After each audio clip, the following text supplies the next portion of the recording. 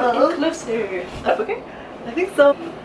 Guess who's back? Yay! If you didn't see our last video together, which is actually my first video on this channel, this is my friend Del. Hi! And like we took that video right before she left for her study abroad in Beijing, where I was like, I'm so jealous. And then so yeah, we took that video, she left for Beijing, and now she's back and we are gonna do the Asian American tag. Yep. Because it helps guide our conversation. So the first question is, what ethnicity are you?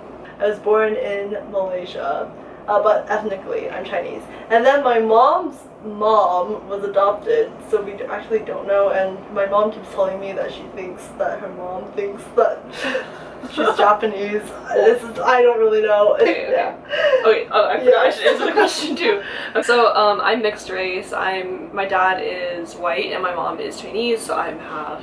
And within the Chinese side, it's like Southern Chinese as well. I think we're not from the same area though, like our background is like not from the same part of like Southern China. I thought you mentioned before that it might be like Fujian province. I think so, yeah. Okay, it's like Southern Chinese, basically Cantonese, Chinese, and white is my ethnicity.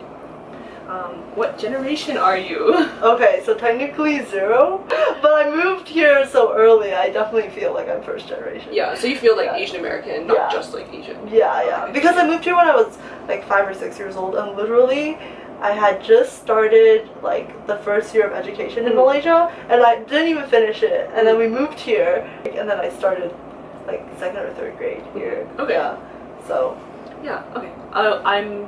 I think it's technically like 3rd generation, 2.5. My maternal grandmother was born in the States, but her husband, so like my grandfather, was born in China, so kind of like 2.5. But I say I'm 3rd generation. Yeah. And then the next question is, what is the first experience where you felt that demarcation of being a minority or being different? Okay, I felt like it was very obvious to me, like having moved over, right? And also the language barrier. So in Malaysia, we learn Malay, whatever your family speaks. So if you're Indian, whatever dialect that is, Chinese, whatever dialect your family speaks, and then of course English. But when I was growing up in Malaysia for those first few years of my life, I was really resistant to learning English, and then out of nowhere my family moves us over here, and so I felt it like immediately. I was like, oh gosh, I don't know what is going on, and yeah, I felt it right away. It was so hard for me to make friends because of the language barrier. Right. And I didn't even get put into any like ESL classes, like I just like went straight into the class, so like I couldn't make friends because I couldn't speak English very well. Initially, my parents gave me an English tutor, and that helped me out like the first year or 2 of my initial life here in America. And yeah, it was very obvious that I was not from here, and I think initially no one bullied me, but then people would also like, I was already stereotyped at that age.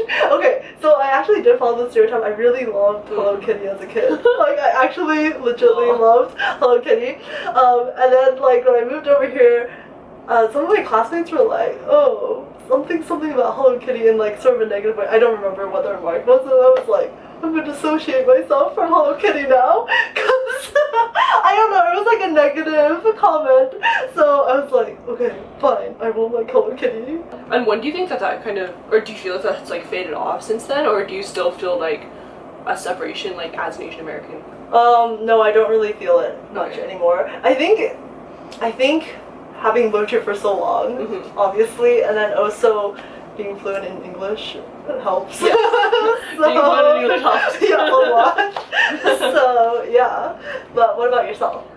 So for me, since I am mixed, like I noticed immediately, like I don't have any memory of like not knowing about like race or ethnicity differences, just because like it's really obvious in my household. My mom and my father like don't look the same at all. Yeah. And I was just like always very aware of it, just because I am mixed. But I wouldn't say that from a young age I felt necessarily like targeted because of that or anything. It wasn't until actually I think like middle school that I felt really aware of being mixed and like being different in that way. It was, I noticed differences, but I didn't know about like specifically like there are less Asians here than white people. Yeah. Because I was lucky enough to go to a school where there were a good amount of like other Asian kids. It was mostly white, of course, but there were a good amount of Asian kids, at least in my middle school. In elementary school, not so much, but I guess that's actually something that happened naturally, is that I became friends in elementary school really naturally with the other students of color in my class. Even though we were like really young, we still just like somehow clicked off. Yeah, we just like gravitated towards each other. I'm not sure if it's because of like cultural differences and we could understand each other in that way, but yeah, we just like I was like naturally friends with like the other people of color in my elementary school classes. But yeah, I think that I was pretty aware of it from the very beginning. Yeah. The next question is, were you always proud of your heritage, or was there a time that you rejected it? Okay, we definitely talked about this the last time, but let's go into a deeper dive, I guess, this time. So, did I tell you that I was like actually really proud of being Chinese initially? Yeah. Initially. So like when I was in Malaysia, my parents always tell me this story. I think because they don't want me to forget my roots after we moved here. That's right. I was just getting off the school bus, and then the bus driver asked me like what sort of person I was. Like, 你是什么人? I was like, 我是中国人 or whatever.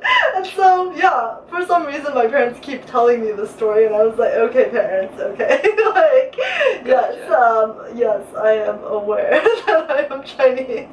After we moved here and after like going to school and struggling to make friends and stuff, I started to have like a resistance to like my culture, the language, and even like my name.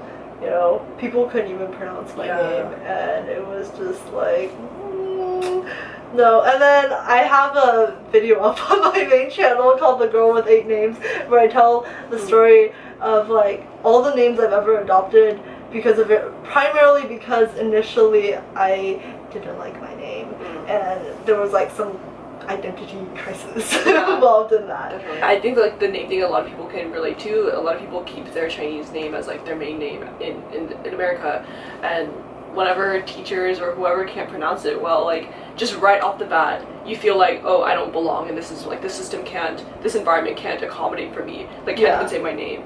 So I think that like obviously it's not like a major thing, maybe it's like a microaggression, but I think it like definitely separates you or makes you feel separate from the group when everyone else's name can be easily pronounced. Yeah, I think that's definitely the case. I think like in retrospect it probably was just like an accumulation of like events that kind of influenced minor anxiety. Right.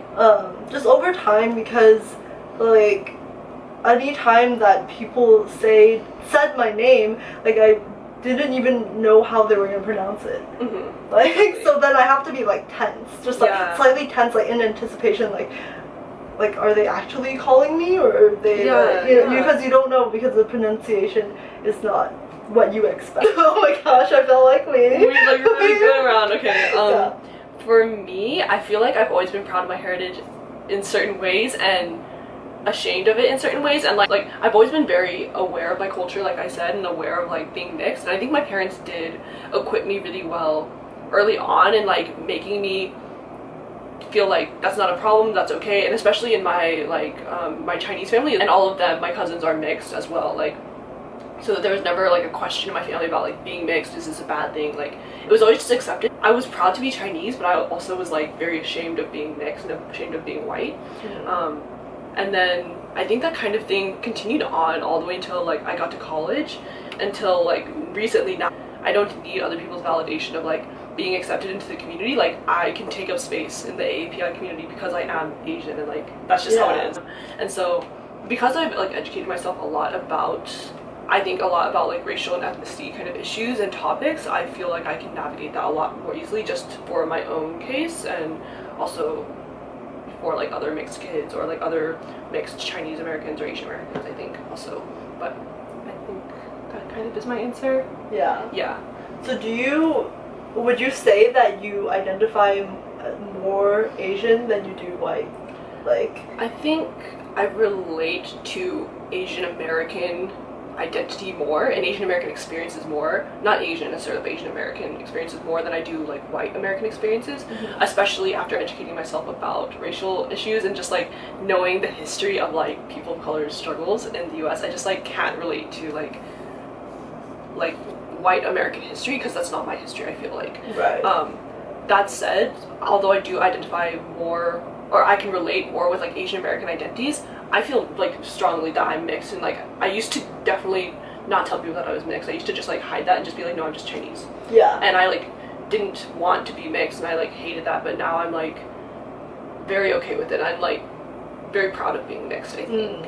Yeah. Yeah. But I don't feel that it's like two separate things, and I hope that like thought can kind of shift instead of like talking about being mixed as like two or like however many separate cultures that is your background, like instead of talking about them separately, just being like, this is my experience being mixed, and like that's a whole thing in itself. Yeah. It's not just like Chinese experience and white American experience together, it's like this is a whole new experience of being mixed. Yeah. 5, what are some stereotypes that you struggle with?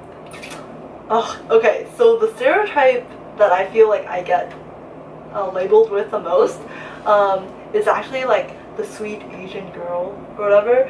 There's been so many like random awkward situations where like random strangers will come and like use me. What do you mean? So like, for example, I think I was like in 6th or 7th grade and I was just walking in my neighborhood. This is girl and this guy who were probably around my age, or you know, and then the girl randomly comes up to me and was like, oh my gosh, I miss you, like it's been so long, whatever. I don't know these people. She hugs me. I'm just standing there like, what? And then she's like, they weren't trying to hide this at all. The guy was like, do you know her? And she was like, nope. And I was like, okay. I felt like it occurred because she felt like she could do that to me. To a certain extent, like, oh, there's a sweet Asian girl, no way would she like react, or like, there's nothing intentionally malicious about any of these events, right? But it irks me that like people perceive me as like a safe go-to. For example, more recently in time when I was like solo traveling and just like taking one of those Greyhound buses, there were plenty of people who were just like single-seaters. I was one of them. This couple wanted to sit together because they couldn't be separated by an aisle or something, and so they could have asked any of the other people to move next to me, but they chose me to move next to someone else. Sometimes I just want to say no. Sometimes I just want to be like, you could have asked the other guy to move over here. Why did you make me move to the other guy? So I think that irks me a lot. And you feel like it's like solely because you're like a small Asian girl and they like perceive you then as like safe, quiet, like won't say no to them, won't. Yeah. Okay. Yeah. I have, well, maybe not like solely because of that, but I think it probably does. Like, there's just been too many occurrences in my life of this sort of situation happening where that makes me think, okay, there must be something going on here about like the way I look or the way that they're stereotyping Asian girls. But you've never experienced this. I think not in the same way. I think I have been stereotyped as that in the past. Yeah. Definitely. I'm trying to think of like, I don't really think of these kind of things in terms of like my individual experiences. I think more in the case of like, what are the implications of this? So like, I have friends who, okay, well, like, we all know about yellow fever, and they have certain ideas about how they're going to act in a romantic relationship, and, like, that's kind of what backs up, or, like, that's kind of the root cause of their, like, yellow fever, is that, a lot, like, for example, a lot of guys who are not Asian will perceive Asian girls as, like, submissive, quiet, like, caring, like, will accommodate them completely, and be, like, easy for them. For me, that translates, like, that stereotype isn't just a standalone stereotype. It has implications of like, well, what if an Asian woman is in a situation like this and then chooses to act outside of the stereotype just because she's like living her life and like that's just how she is. That could lead to like a lot of violence against Asian women or like Asian individuals in general, whatever the stereotypes are. If they like break out of that role that they've been assigned, that can translate to either like mental and emotional abuse, like physical violence has occurred before because of it, that kind of thing. And so I think just like those kind of implications of the stereotypes are really harmful, obviously. Something that I really dislike about like the quiet Asian girl or quiet Asian person stereotype is that, of course, there's these things of like people think that they can walk all over you or like just do whatever they want to you, and we do tend to like stay quiet or like not speak up for ourselves sometimes. But that also has implications of like, for example, like with mental illness, people think like, oh, they're just quiet, or oh, they're just like, if they're not saying anything, there's nothing wrong, and like then a lot of struggles that the AAPI community faces are just overlooked and completely and like not addressed. I don't think our culture helps either. Yeah, like our intrinsic culture to like hide things or like deal with things internally in your family. Yeah. Because it's like you just don't really communicate. I think I think communication is like the traditional culture is like you just don't communicate. I think with the newer generations and stuff and our integration with like the American culture is changing things. Definitely, a lot. Yeah. Then number 6, we talked about this before, but it's can you speak your language? Oh yeah. Okay. So yeah, the last video, if you want a more in-depth look into this, it's like a super deep dive into this particular topic about like learning our mother tongue, if you could still call it that, and our struggles with it. But basically, no, I'm not fluent, and 我们两个人是现在慢慢学习，希望有一天我们可以流利的说话，流利的用中文说话。Yeah. So, anyways, even though my parents can also speak like Cantonese and is it Cantonese or Hokkien? Both. Oh, okay. Well, my dad can speak both. My mom's family is primarily 广东话. Yeah, but my dad and mom speaks to each other in Cantonese, and then my dad speaks to his family in Hokkien. So it's a lot. Also, like I'm not fluent at all in the mother tongue.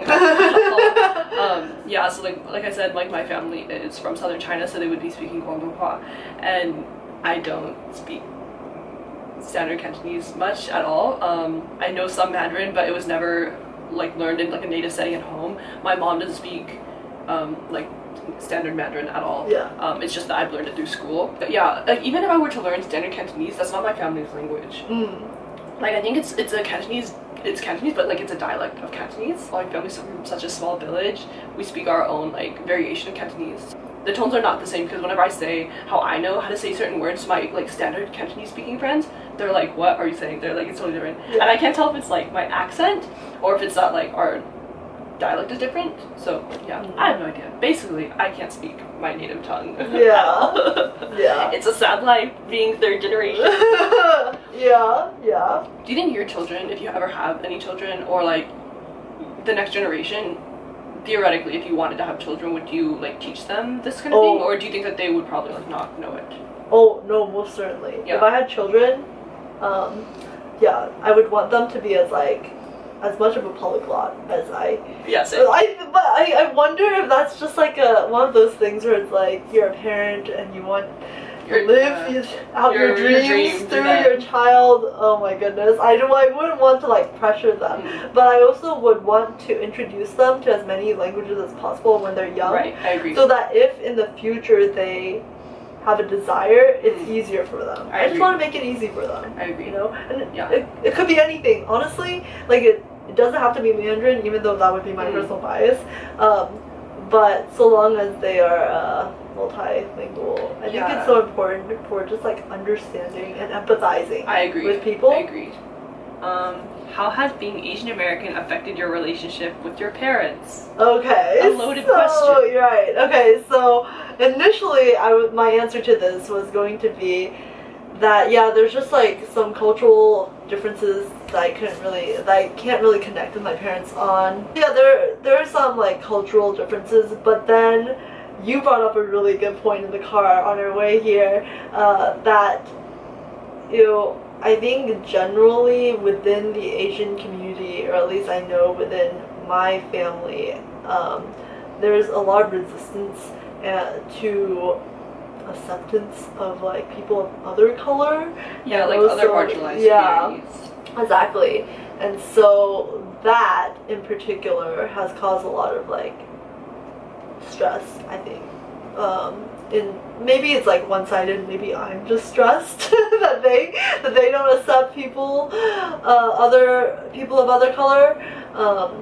But I think that's like the greatest gap, is that growing up here in America and being in such a cultural mixing pot, I'm just like, yeah, everyone's a person or whatever, we're all equal, whatever. But they certainly don't feel that way, and I think it's because they're coming from a community where they keep to themselves, I guess, and now we're dropped into this community where there's just a lot more diversity.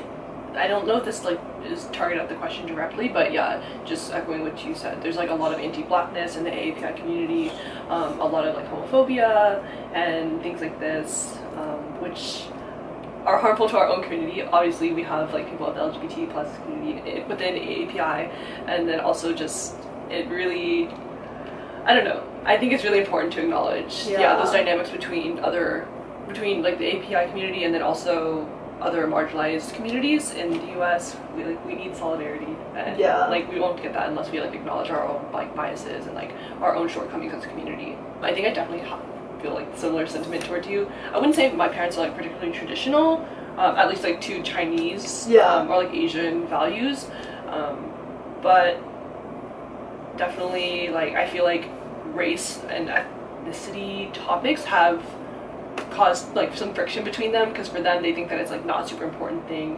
whereas I feel very like aware of these issues. So I think just in that way it's more about like political views being different rather than like cultural views necessarily, although it's all wrapped up together. But yeah, I think that there's not a ton of like cultural tension between us though, because I am third generation, so my mom was also born here, so we don't have this kind of generational divide. Right. We are coming from like somewhat similar places, so I think I'm really lucky in that way that I can have a mom who like understands being Asian American, like it's different than being Asian, and like that experience.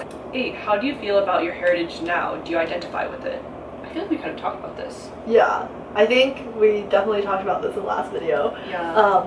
But to answer the question again, it's just, yeah, I think I'm just both, because I don't really belong in either fully, right? Yeah. So. 9. What is your favorite thing about being Asian American / your heritage? Oh, this is a good one. Yeah. Okay.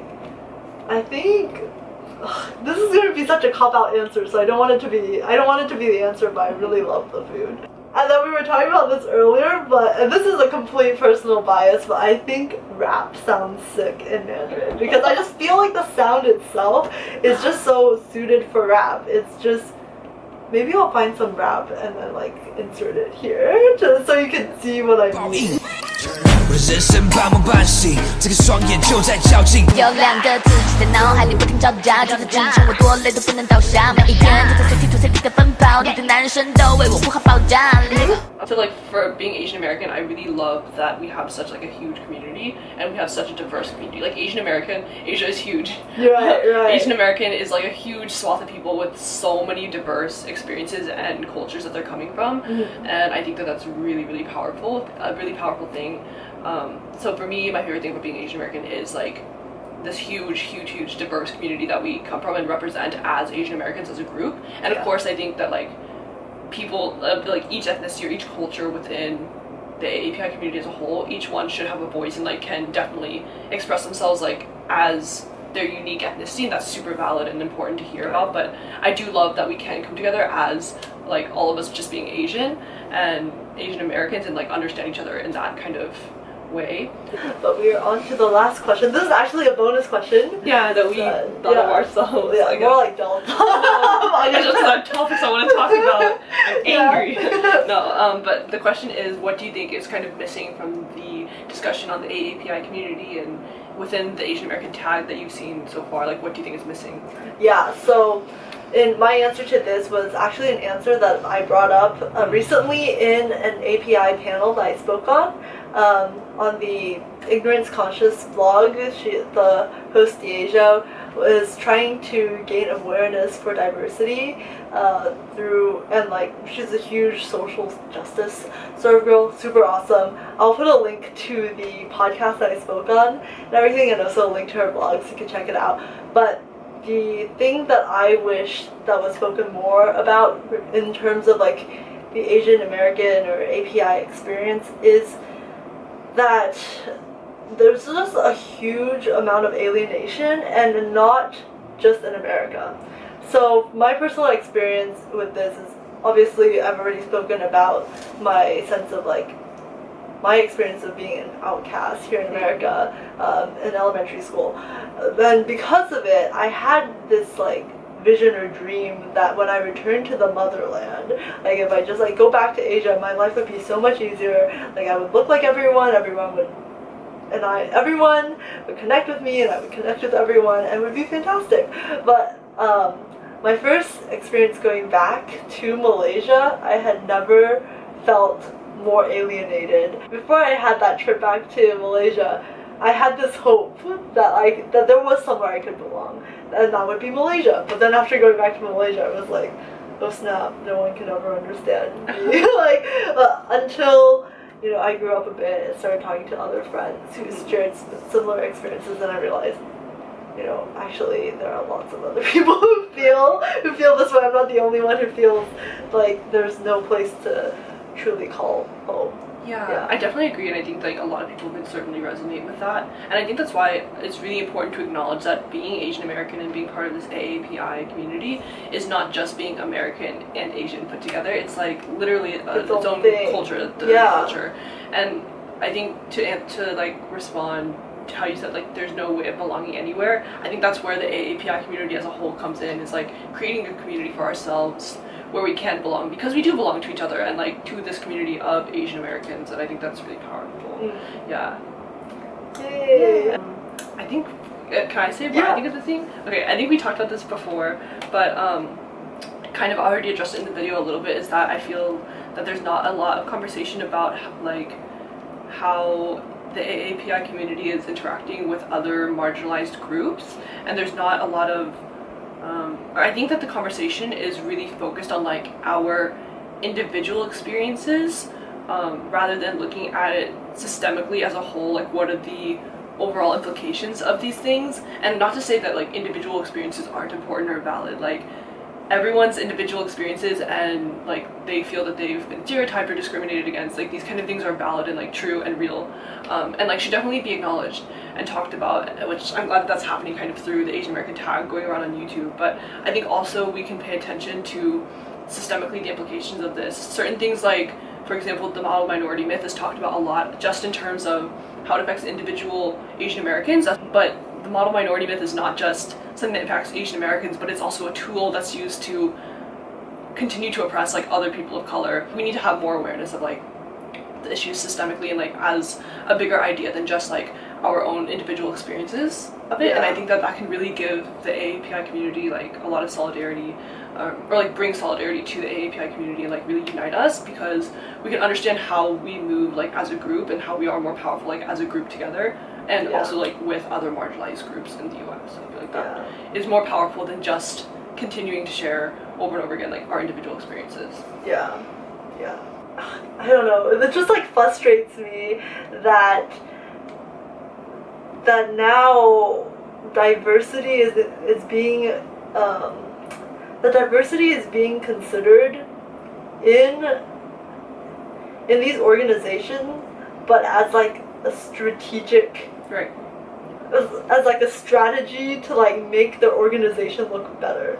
Yeah, it reduces people of color, I guess, then to like tokens. Yeah. Or people of marginalized groups. Like it treats diversity as kind of a check mark on the list of like requirements. Kind of. Like all my thought on that is that I just don't like how it's being used as like a tool to like fit people into boxes. Like for me personally, I think it's really important to acknowledge race. Actually, like I think like yes, people can exist outside like as themselves individually, but I think that their race or their ethnicity is also very important to acknowledge, and like that there is inequality in that. And I don't mean to imply like that you were like race doesn't matter, but like to like not acknowledge the differences in like access to resources or like the differences in experiences that people have because of their race. I think that those things are actually really important to acknowledge and see. But I completely. I think we stand on the same ground, but just saying it later. But yeah. Alright, Del, on where do you want to be found?